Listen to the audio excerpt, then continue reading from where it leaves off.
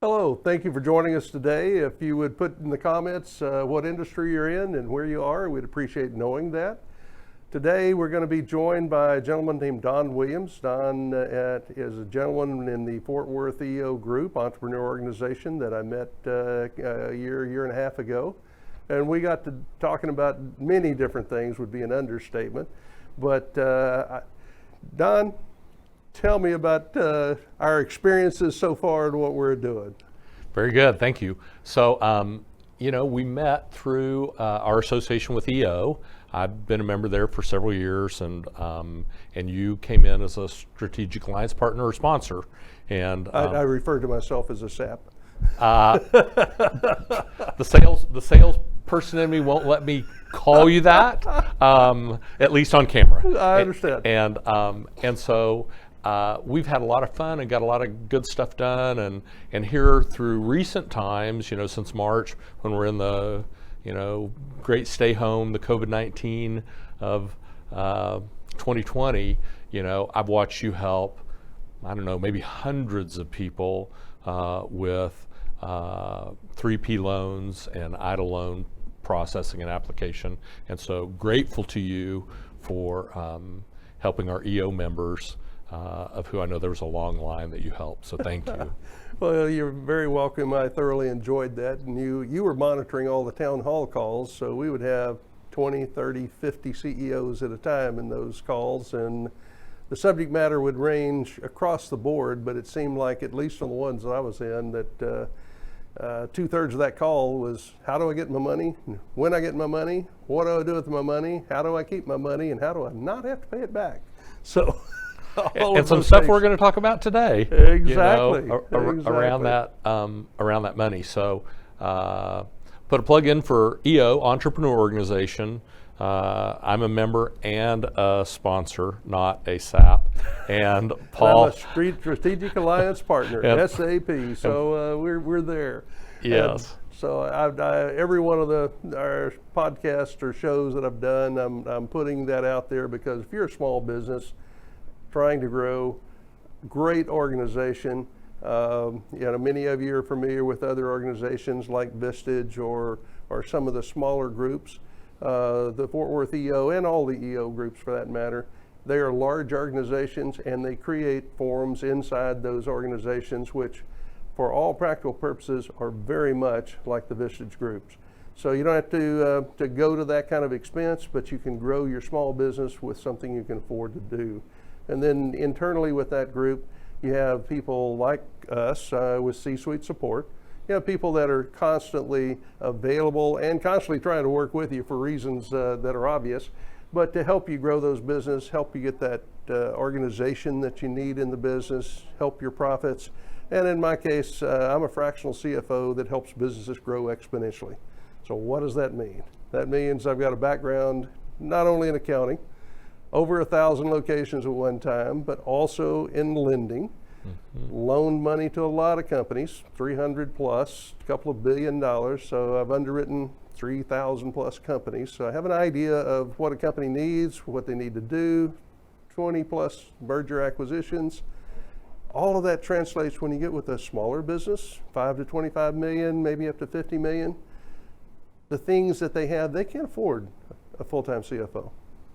But they can afford to have all the expertise of a full-time CFO on a part-time basis, and that's where we step in with C-suite support.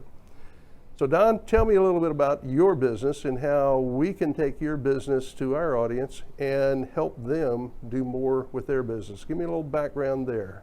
Thank you very much. So for the last 34 years, I started when I was 7. I've worked primarily with Fortune 500 companies on marketing, sales, and service strategy and execution. Been in the contact center business, so we've handled phone calls and live chat and emails for a variety of different customers. A couple of years ago, I wrote a book, and I said I'll never do that again. And about 30 days later, I started a second book, and then a third, and I'm currently in my fourth. I get to spend most of my time today helping business owners and some corporate executives on either sales, service, culture, or leadership. And so I do keynote speaking and then personal coaching with business owners and executives. And find me at donwilliamsglobal.com.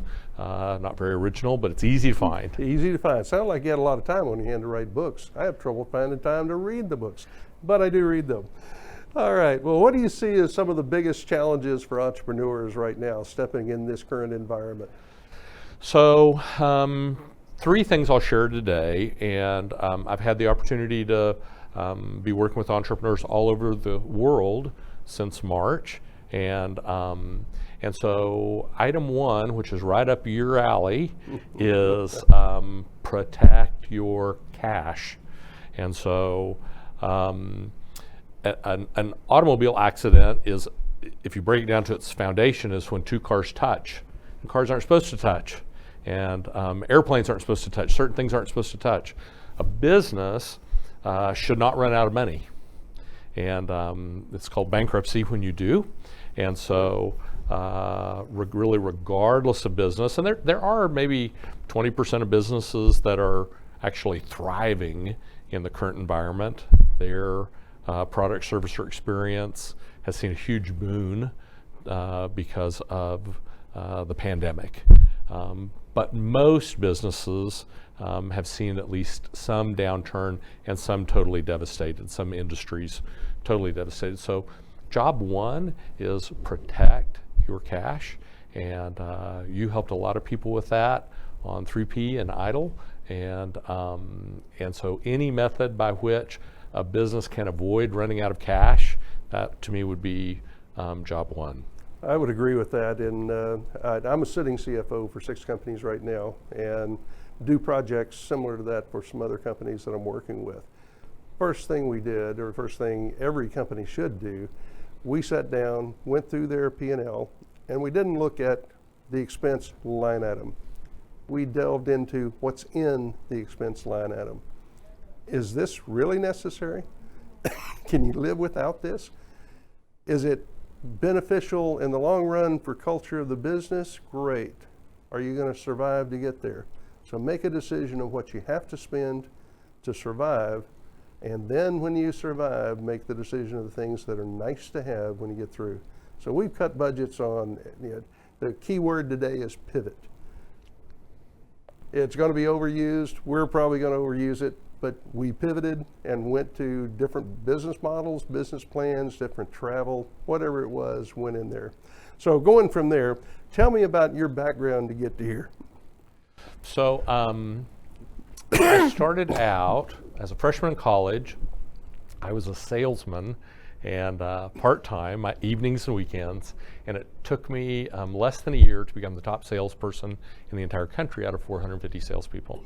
And they promoted me to sales manager, which is not always a great strategy to take your top salesperson and promote them to management. In my case, it worked out. I went from being top salesperson to top sales manager, and then decided to become a competitor to my employer, and started my own company, but in a different geography where I wasn't, actually stepping on his toes. And so since that time, we've worked with multiple companies on multiple efforts, but primarily centering around the customer journey map. So my second book, Romancing Your Customer, we talk about treating a customer from the metaphor of romance. And so first glimpse up to I do in business phraseology would be marketing and sales. And when you can kiss the bride, that becomes marriage, which is customer experience, a little different relationship than marketing and sales, though we know we need to pull some of that romance across that line. Some of the things we did to court, we need to continue to do, in the marriage relationship. And then for most businesses, we're not delivering the customer experience. You're not personally delivering. I'm not personally delivering. Our staffs are. And so we need to be certain that our culture, that we're investing into our people, and we're romancing our staffs like we would our customers, so that they will in turn deliver the correct experience to the customer. And then finally, or maybe initially, it depends on how you look at it, we need to be sure we're delivering the romance to ourself. Self-leadership is always the eternal struggle. The hardest person to lead is ourselves. But if we're empty, we cannot fill others. And the very essence of leadership is filling others. Absolutely. Well, I found when I went out of the accounting world into the lending world, which is a business development position, that I loved it. I loved working with CEOs, with owners of the company, and it was much more fun than in the back room counting the beans. Yeah. So through that process, I got to be pretty good in sales, but I learned how to do what's now called CRM systems. I built in '96 in DBase, for those people that know what DBase is, a automated processes system that allowed me to market in 1996 with the same tools that Pardot and Salesforce today do. And in fact, what we built in '96 was sold to 2 different companies, ultimately became Sugar CRM, which is the foundation of Salesforce at this point. So learned how to sell. I also learned that if you don't have sales, you don't have anything to manage, you don't have anything to count. So therein lies my CFO that helps companies grow exponentially. I got involved in sales and help in some way or another. All of my clients right now, I'm involved in their sales revenue so that I have more beans to count. I love doing that, very much involved. How do you see working with companies now to get them to spend money in a time when we're telling them save all the cash? Why do they want to spend money right now, and why would they want to spend it with you? Good point. And so to me, everything in a business is either centered on bringing dollars in the door or keeping dollars from leaving the door. And if it doesn't fit under one of those 2 pillars, it's probably a hobby or something extemporaneous we should dump. So point 1 is protect your cash, and point 2 is don't stop marketing. Let's go get more cash. And so a lot of companies have pivoted, and some into variations of their business, some into new businesses, some looking for opportunities that have arisen in the current environment, in their current business. But we really never should stop marketing. It's a little bit like predicting the death of your business. I don't know what day your business dies. I just know that someday your business dies. We have to continually have a live stream of new prospects, new leads, new opportunities, and today it's pretty simple. Everybody has the opportunity to be their own multimedia channel, have their own show. LinkedIn, Facebook, Instagram, Twitter, huge social media to where you can be promoting your business, and you should be. Absolutely. I've got a couple of clients that I had recent conversations, in fact one yesterday. They were the CEO and the president and myself were on the call together, and the CEO says, how much money can I get in marketing if I don't get some more money? And the president's saying, well, we only have this. Well, I had to become, as a CFO, the moderator of this to say, if we don't do the marketing, we won't have to worry about the beans later. So we put some money in the budget. We're moving forward with it. Another company, we've been very heavily in conversation that, okay, we're coming out of this right now. We need to be prepared to come out of it. Turn on the juice. They have, in this last month, they had almost a record month. So I totally agree with you. If you shut down the marketing, you're predetermining your death sentence. So you're going on life support. What do you see for opportunities for entrepreneurs right now to get out there and do something? So I would encourage, entrepreneurs to keep their mind open, keep their eyes open. It's easy during times like this to kind of put your head down and buckle in and put your shoulder to the cold breeze, but encourage everybody to, keep their head up and look around. And I guess my last share for the day would be, everybody has a 1 year or a 2 year or 3 year, and if you don't, you need to get somebody like Paul and get that taken care of. need to have a short-term and a medium and a long-term plan. I think it was the CEO of Sony several years ago, maybe Tom Peters, in Search of Excellence, had said, hey, do you have a 20-year plan? And the CEO of Sony said, we have a 250-year plan.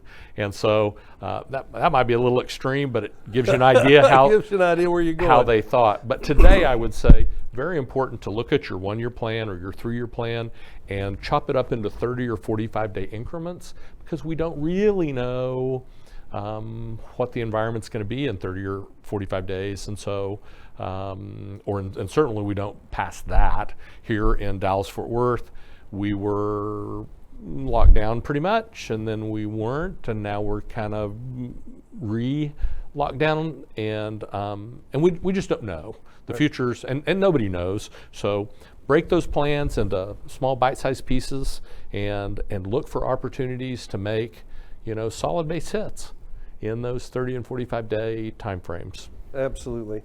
Well, one of the things that you and I recently did some collaboration on, and really you did it, and I just stood up and worked with it, and that was to start doing podcast presentations for all of the EO members, or all of them that chose to do that. Well, that was kind of like, oh my, that's okay. This is something we can do. Well, I put that out there, and I had 3,700 hits in 2 days. Yeah. On LinkedIn. And I went, I've heard it. People have told me. I've actually had people stand in front of our C-suite group, and one of the things that I haven't mentioned is C-suite support is not only my company, but it's also a network group. And we have a little over 340 members of that group, which is a combination of CXOs, CMOs, CEOs, CHROs, COOs, CFOs, CIOs, et cetera. You're almost military. Almost military. We're acronymed down to the death, my wife would tell me. But we also have a lot of business people in there that are on the business side, and the Donnelly and CBiz Corporation, Paychex, Paycor, people like that are good contacts to help us in there. But I'd bring in people talking about videography, talking about SEO, talking about the different things of how to get out there. Yeah. But again, I'm a CFO, so even though I do a lot of marketing for myself or networking for myself, it was like, wait a minute, this is not that hard. You did the video, that turned on a light for me, and tell me about your content journey. So about, this is July, about a year ago, I decided that I wanted to own the internet. I wanted to own social media, and facetiously, of course.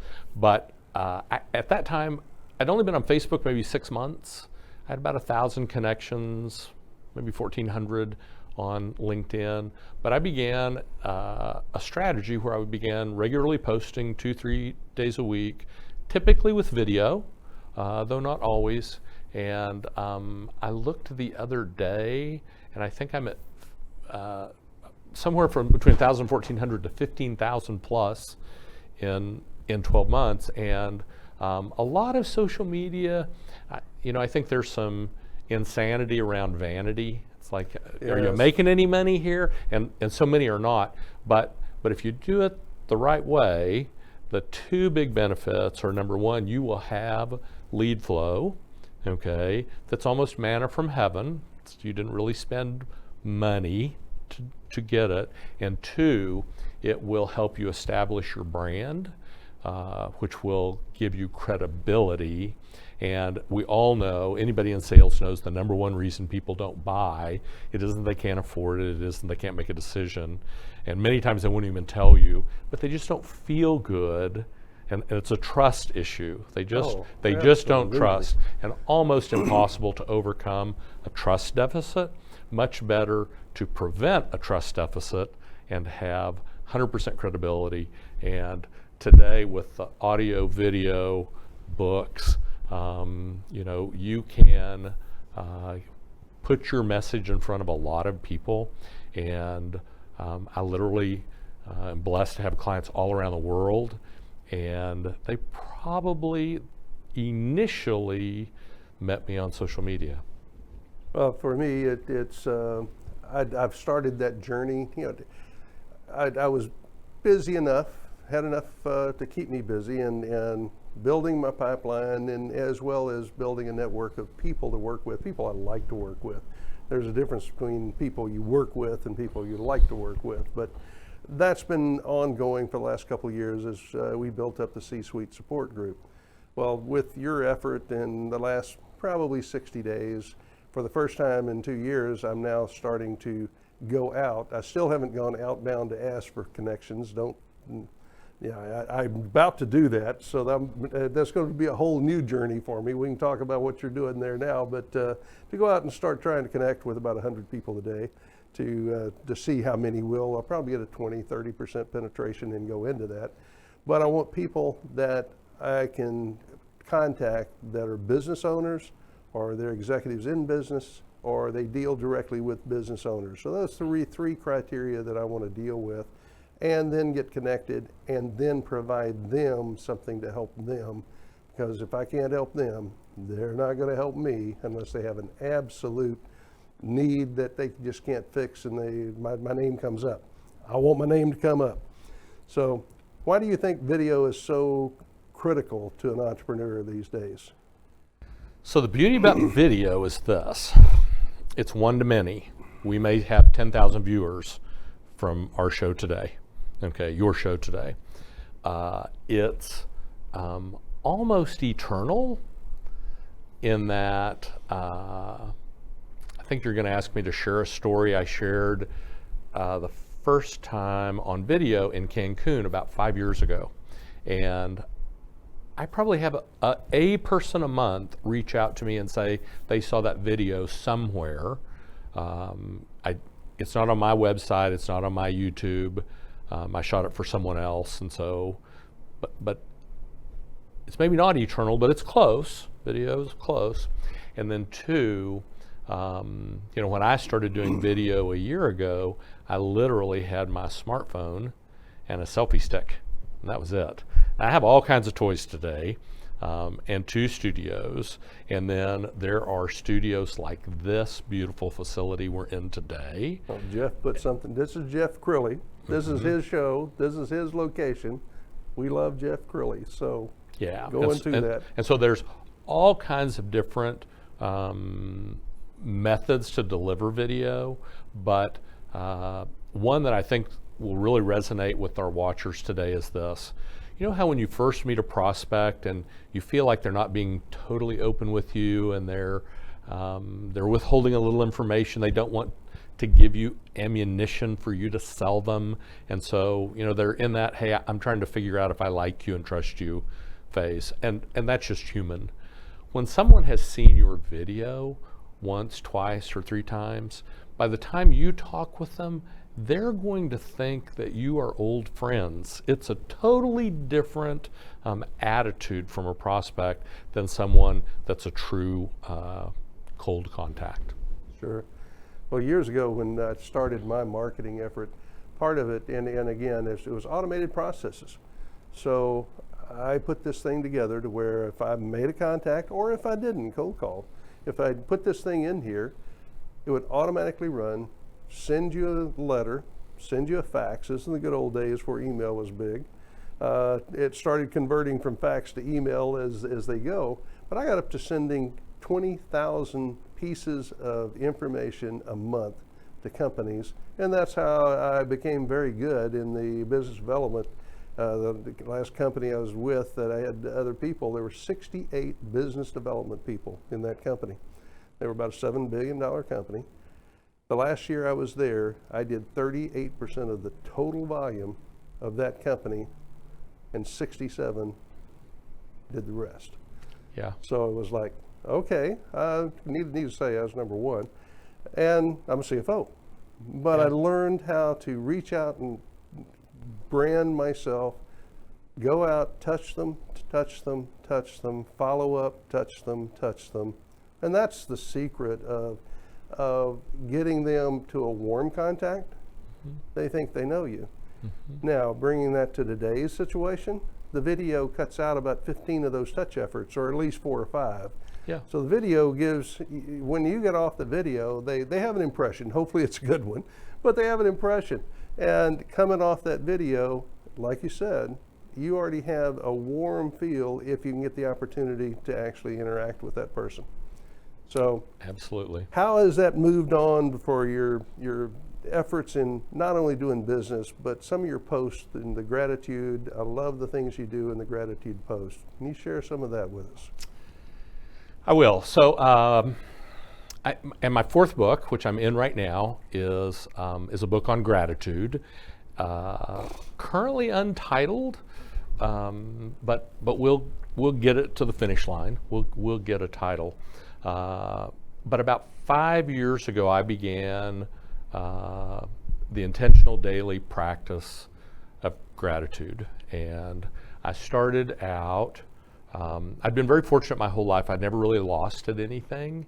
I was almost Midas. Everything I touched turned to gold, and so when I had significant loss at 40, I was ill-equipped and to deal with that. So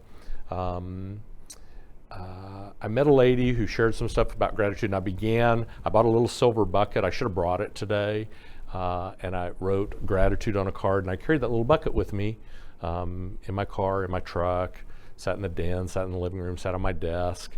When I'm in my home studio, it sits on the credenza behind me. People kind of know that bucket. And as I began to focus on gratitude, kind of an interesting thing happens. You become more grateful. It's amazing how that works. Yeah, shocker. It's a beautiful day. Thank you. That little reticular activator, part of your brain wakes up. And so after about 6 or 8 months, I decided that I was going to share this with my leadership team in my company. And so every Monday morning, we have a gratitude exercise we call One Good Thing. And as you know, I do that on literally hundreds of Zoom calls with thousands of people, where we start out where we ask you to share one thing that you're grateful for. And so I had a lady who worked with me for about 15 or 20 years. I knew her daughter was pregnant. What we did not know is the physicians had told the parents that the baby had a very small chance of surviving to term. If the baby did survive to term, would almost certainly be stillborn. If the baby was not stillborn, would perish almost immediately. Congenital defect, nothing to be done. She had not shared that with us. And so one Monday, when it was her turn, she stood up and said, my grandson was born last week, and he lived an hour. And I'm grateful because we got to meet our grandson and his mother and father and the other grandparents, and we were able to tell him we loved him. And so I thought I was sharing with my team the gift of gratitude, and as I've found many times, as the teacher, many times you learn the most. And so I'm currently working with people just like you who have a gratitude story, and I'm helping them become co-authors in my new book project. And the previous 3 were #1 bestsellers. So humbly, hopefully, this will as well. And if you have any interest, please reach out to me. And my vision is to take a spark of gratitude and light a fire around the world, helping other people begin the intentional daily practice of gratitude. Well, not only is that wonderful, but I'm going to have to point out I'm in a little bit more of an advantageous position than the people in the audience. But I saw the tears come in your eyes as you were talking about that. Not only was it a story, it still resonates. It's still something that all of us should be in gratitude forever. Well, Don, I appreciate you coming on the show. I appreciate you, period. You've been helpful to me. Hopefully we helpful to you, and we're Yes. talking about trying to continue doing some shows together and see if we can help other people and go from there. So next week we're going to have Rob Bliss. Rob is the sales guy. He works with companies, saving them money, saving them situations to where they can build their call centers, they can build their situations. Great guy to work with. He's also a great networker. So if you don't know Rob Bliss, look him up before next week. This is Paul Whitley. And if you want something bad enough, you give enough people what they need, you'll get it. Have a great day. Take care.